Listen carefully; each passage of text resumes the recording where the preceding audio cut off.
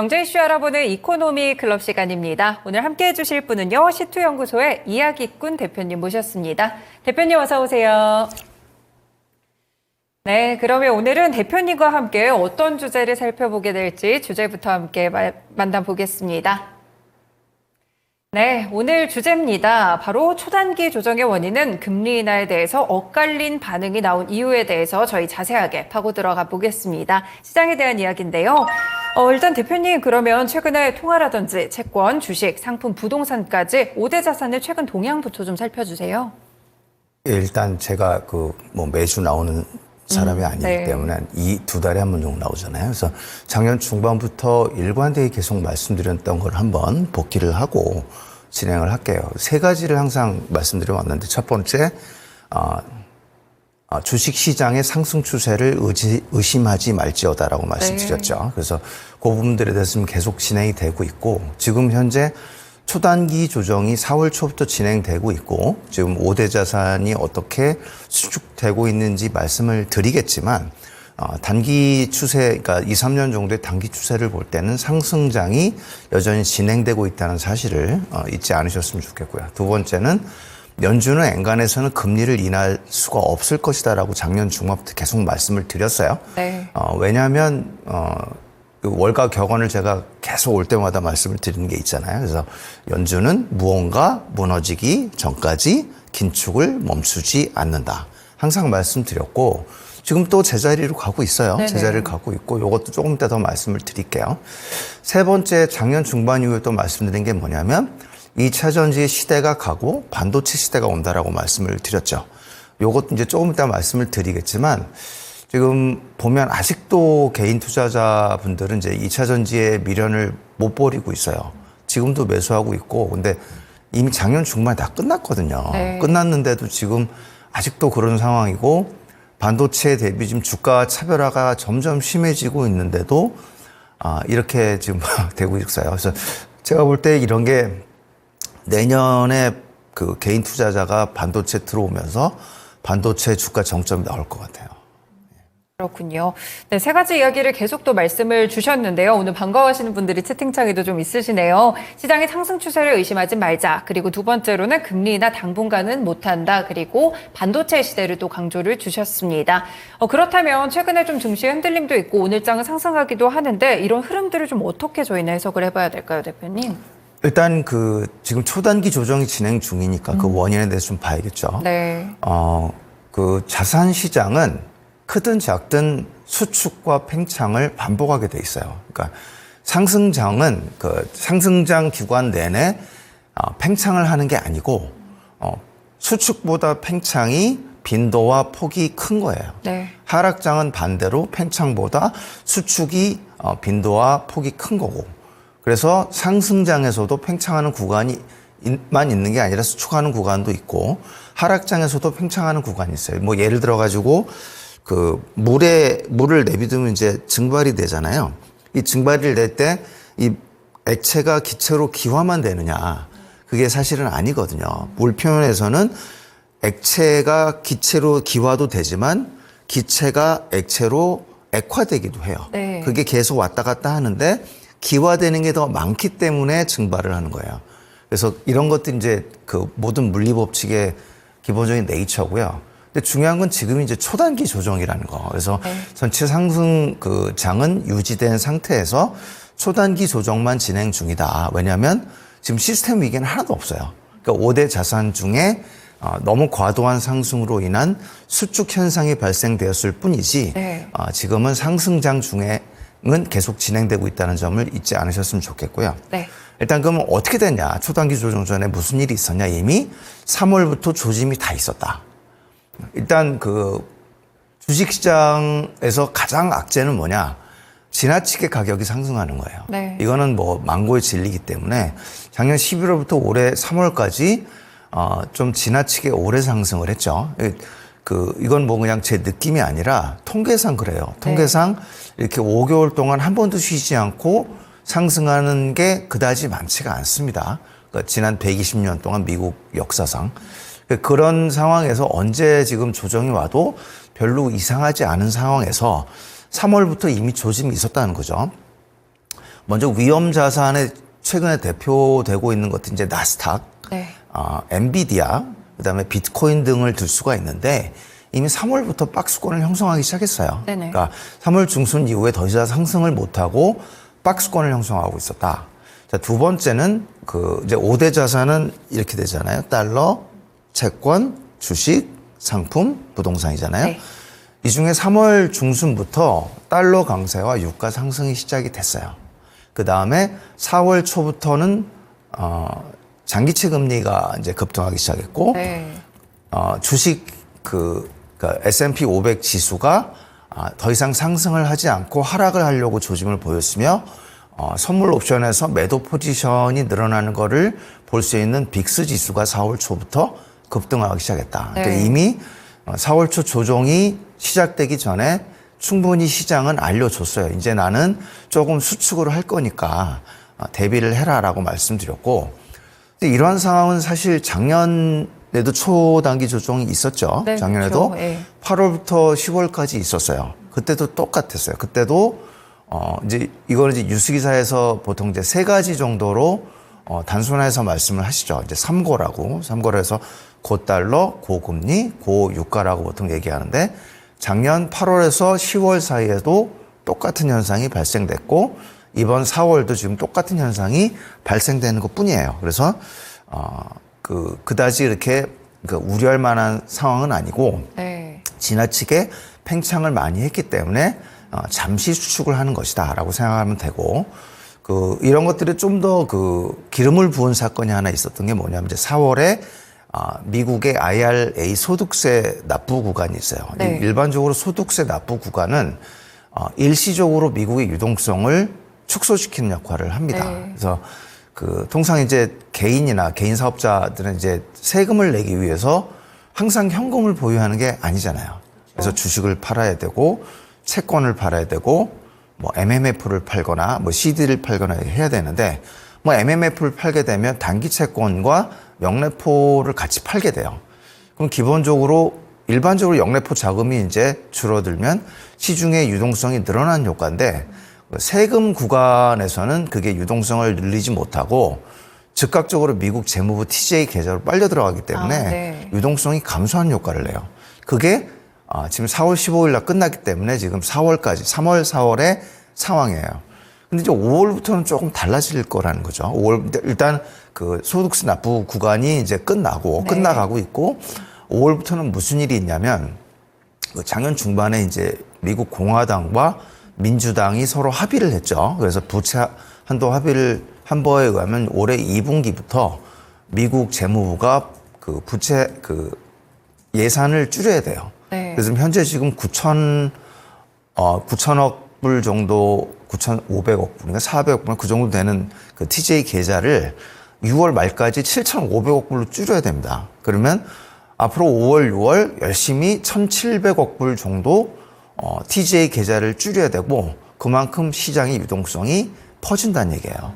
그럼 5월부터 이제 초단기 조정을 방어하는 역할을 할 것이라고 예상이 되고, 제가 볼 때는 5월 정도면 마무리되지 않겠냐, 그렇게 생각을 하고 있습니다. 네, 그렇군요. 일단 5대 자산이 이미 3월부터 좀 변화를 보여줬기 때문에 4월의 조정에 대한 설명들을 또 주셨고요. 그리고 미국에서 또 IRA 소득세 신고 이벤트도 끝이 났기 때문에 이제 5월과 6월에는 좀 더 유동성이 풀리지 않을까, 앞으로 유동성이 증가할 수 있는 요인들에 대해서 함께 또 짚어주셨습니다. 저희 바로 금리 인하 이야기로 좀 넘어가 볼게요. 사실 지금 유럽이랑 미국 분위기가 좀 다릅니다. 유럽은 6월에 하겠다 이렇게 이야기를 한 상태고, 미국에서는 연준 위원들이 계속 매파적으로만 스탠스 뭐 데이터 보겠다 이런 식으로 이야기를 하는데, 이렇게 금리에 대한 발언이 엇갈리는 이유는 뭘까요, 대표님? 일단 유럽하고 미국 상황이 좀 다르기 때문이죠. 일단 미국은 지금 일단 월가의 말씀들을 믿지 마시라 제가 계속 말씀을 드리고 있잖아요. 네. 작년에는 왜 월가가 금리 인하 주장을 했느냐? 작년에는 월가가 경기 침체 주장을 했기 때문이에요. 경기 침체가 곧 올 것이니 연준이 금리 인하를 해야 된다고 주장을 한 거죠. 네. 근데 왜 주장을 했느냐? 본인들의 채권 포지션이 과도했기 때문이에요. 근데 올해 12월부터는 이제 연준이 갑자기 12월 FOMC에서 내년도 금리를 3차례 정도 인하할 수도 있다라고 립 서비스를 맞아요. 했어요. 네. 그러니까 이번에는 이제 채권 트레이더들이 입장을 바꿔서 거봐라 연준도 그렇게 얘기하지 않느냐.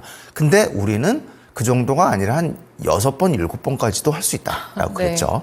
근데 지금 다 틀렸죠. 왜 틀렸냐? 지금 본인들이 채권 포지션에 대한 익스포저가 컸기 때문에 금리 인하를 해줬으면 좋겠다는 거예요.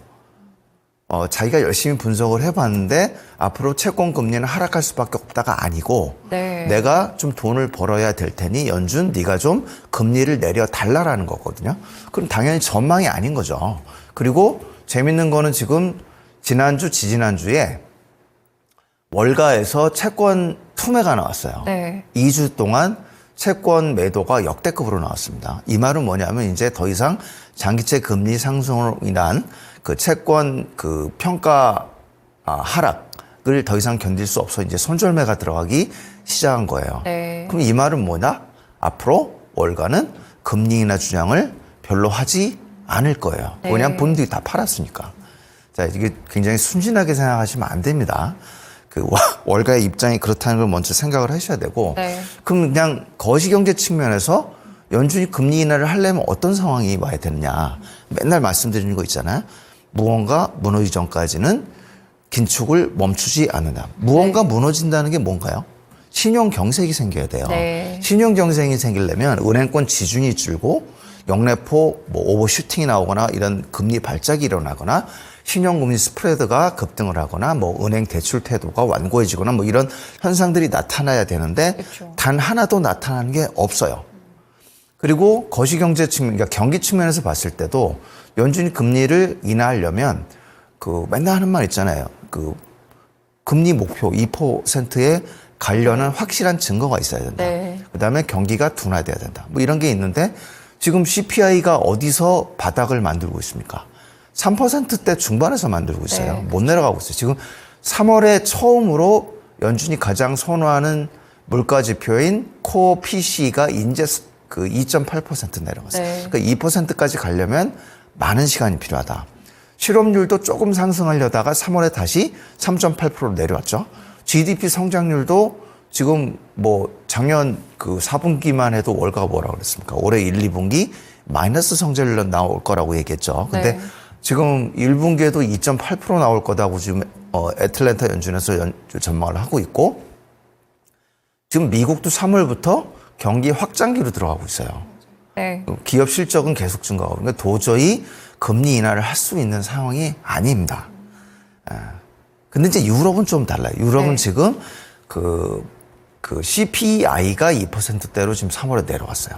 코어 CPI도 좀 따라오고 있는 상황이기 때문에 미국보다 조금 금리 인하를 더 할 수 있는 상황이다. 특히 제조업 경기 회복이 너무 늦어요. 미국보다. 그래서 ECB 입장에서는 그 금리 인하를 통해서 경기 부양을 하고 싶은 욕구를 연준보다는 느낄 수 있는 상황이죠. 그래서 지금 6월 말에 금리 인하를 할 수도 있다는 입장을 아직 버리지는 않고 있고, 이게 유럽과 미국의 차이라고 볼 수가 있겠습니다. 네, 그렇군요. 일단 채권 트레이더의 주장에 의해서 최근에 금리 인하 기대감이 지난해 말부터 있었다는 점을 함께 설명을 드렸고요. 사실상 미국은 경기 확장 국면에 들어가고 있고, 유럽은 오히려 물가가 좀 둔화되는 이 상황적인 차이 때문에 금리에 대한 스탠스도 달라지는 것 같습니다. 네, 그러면 대표님 일단 이제 좀 더 섹터별로 좁혀볼게요. 사실 간밤에 테슬라 실적 발표도 있었고요. 전기차나 2차 전지 섹터에 대한 전망을 조금 짧게 전해주시겠어요? 2차 전지 전기차는 지금 끝났습니다. 더 이상 기대를 갖지 않으시는 게 물려 계신 개미분들한테는 죄송하지만 대세가 끝났어요. 지금 끝난 지 1년 가까이 돼갑니다. 작년, 그러니까 시계열로 볼까요? 핵심 광물이 하락하면 2차 전지와 양극재 가격도 시차를 두고 동반 하락하게 돼 있는데, 작년 1분기에 이미 핵심 광물 가격이 하락하기 시작했어요. 그 다음에 그 2차 전지와 양극재 한국 수출이 감소하기 시작한 게 언제부터냐? 작년 3분기. 테슬라 주가 하락이 시작된 때가 언제냐? 작년 3분기. 미국과 유럽의 전기차 시장이 둔화하기 시작한 게 언제냐? 작년 4분기. 게임이 끝난 상태예요, 지금. 게임이 끝난 상태고 이미 주가가 다 얘기를 해주고 있잖아요. 지금 작년 말까지 반토막 난 에코그룹들은 지금도 바닥을 못 벗어나고 있죠. 근데 지금 반도체, 특히 그 HBM 관련 공급망 관련 업종들은 지금 뭐 2배 이상씩 다 상승한 상태예요. 그러면 이제 반도체는 많이 상승했고 2차 전지는 상승을 못했으니 이제 평균 회귀에서 격차가 좁혀질 것 같다고 이제 개인들은 많이 생각을 하는데 네. 격차는 더 벌어질 겁니다. 지금 전기차가 불황이 되다 보니까 지금 하이브리드 차가 오히려 호황을 갖고 있어서 지금 전기차 비중 익스포저가 적은 토요타가 반사이익을 얻고 있는 상황이기 때문에 네. 뭐 이런 상황이 올해 내로 바뀔 것 같지는 않습니다. 알겠습니다. 그렇다면 뭐 일단 올해 코스피나 코스닥 좀 주도할 수 있을 만한 업종에 대해서도 아주 짧게만 좀 말씀해 주세요. 일단 지금 한국 증시는 외국인만 열심히 사고 있죠. 네. 연기금 기관 개인은 다 팔고 있는데 외국인만 열심히 사고 있어요. 어느 정도로 많이 사고 있냐면 지금 2009년, 2010년에 역대 최대 외인 매수가 나왔거든요. 2009년에 21조, 2010년에 22조. 근데 작년에 외국인이 15조 샀고 올해 2010년 22조 기록을 깨느냐 마느냐 이루고 있어요, 지금. 그러니까 외국인 혼자 지금 끌고 가고 있는 장세고 당연하죠. 지금 전 세계 제조업 경기가 살아나고 있고 제조업 경기 프록시는 바로 반도체잖아요. 네. 그러니까 당연히 외국인은 빅2, 반도체 빅2와 특히 HBM 공급망 관련 반도체 주식을 지금 싸그리 매수하고 있는 상황인데 아무리 이제 외국인이 그래도 기관 연기금 개인이 계속 매도를 하면 사실은 이제 미국 증시 대비 초과 상승하기는 좀 어려워요. 네. 그래서 결국 반도체 쪽으로 초과 상승만 나타나고 나머지는 그다지 재미없는 장세가 유지될 것 같고요. 그 외에도 뭐 이제 개별적으로는 이제 중전기기라든가 네. 그다음에 화장품, 그다음에 방산, 그다음 의료명 이런 개별적인 메가 트렌드를 가진 업종이라든가 선택 소비재 쪽은 개별적으로 상승을 할 거라고 보고 있습니다. 네, 알겠습니다. 오늘 말씀 여기까지 듣겠습니다. 대표님 고맙습니다. 네, 오늘은 이코노미 클럽 시간이었고요. 시투연구소의 이야기꾼 대표님과 함께했습니다. 지금까지 다양한 투자 판단에 도움이 되는 말씀들 함께 전해드렸고요. 특정 종목의 상승 하락을 보장하지는 않습니다. 시장의 중심 마치겠습니다. 시청해주셔서 고맙습니다.